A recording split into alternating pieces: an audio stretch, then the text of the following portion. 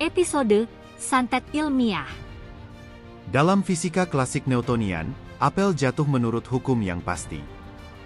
Demikian pula gerak planet mengikuti jalur yang terprediksi.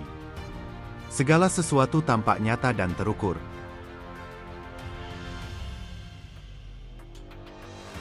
Namun, tidak demikian dengan fisika Einsteinian, dalam bahasa sederhana merupakan ilmu gaib dan misterius. Betapa tidak, teori relativitas Einstein mengubah cara pandang kita tentang semesta.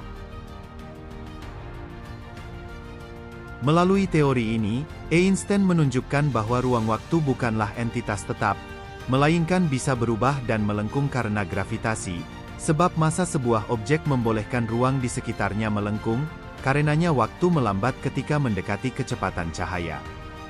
Ini merupakan konsep yang sangat berbeda dari pemahaman kita sejak fisika klasik Newtonian yang melihat ruang dan waktu bersifat konstan dan universal. Sebab itu Einstein dapat menjungkirbalikan keadaan, bahkan menyentuh dunia gaib dengan apa yang Einstein tawarkan dalam wacana spooky action at a distance, atau aksi menyeramkan jarak jauh, yang lebih mirip dengan santet ilmiah. Santet bukanlah peristiwa luar biasa dalam wacana orang Indonesia, umumnya di belahan Asia. Afrika dikenal dengan voodoo, Arab dengan sihir, dan Indonesia terkenal dengan santet yang melekat di daerah Banten, Sukabumi, ataupun Garut Selatan. Santet, apakah ia adalah fenomena gaib supranatural semata, ataukah dapat dijelaskan secara fisika modern? Dari teori yang terkenal dengan EMC kuadrat, kita bisa menelisik apakah santet memiliki dasar ilmiah pada teori Einsteinian, setidaknya sementara ini, menggunakan cocokologi, sebelum bukti empiris laboratoris membuktikannya. Bayangkan, suatu benda, sebut saja jarum, kemudian oleh orang tertentu yang memiliki keahlian supranatural, jarum itu digerakkan dengan mendekati kecepatan cahaya, yang ditujukan kepada korban dengan menggunakan GPS virtual nama ibu kandung, misalnya, atau diambil dari DNA korban, sebut saja rambut, atau keringat dari pakaiannya.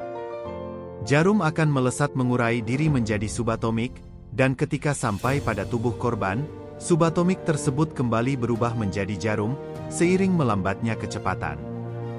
Manusia, hewan, tumbuhan, dan apapun yang dapat kita lihat dan raba, adalah sekumpulan atom elektron yang bergerak dengan kecepatan 1000 km detik, sehingga membentuk materi yang dapat dijamah, diraba dan eksis. Segala sesuatu selain Tuhan, merupakan ada dari ketiadaan. Para kiai yang merupakan ahli waris Nabi, dipercaya publik Nusantara, juga diberi kemampuan, misalnya pergi dari satu tempat ke tempat lain, dengan cara mengurai seluruh atom dalam tubuhnya melesat secara superholografik, dan di tempat tujuan, atom dan subatomik dalam tubuhnya kembali menyatu, seiring kecepatannya yang menurun.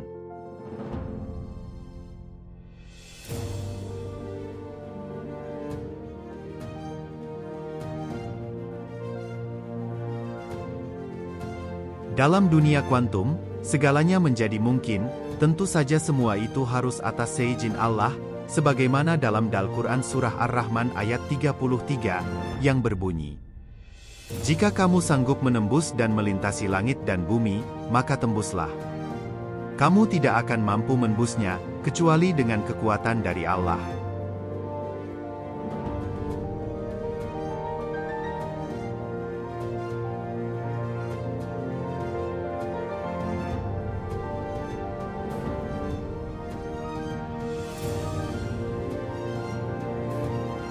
Jika ingin nambah pengetahuan, tunggu episode selanjutnya.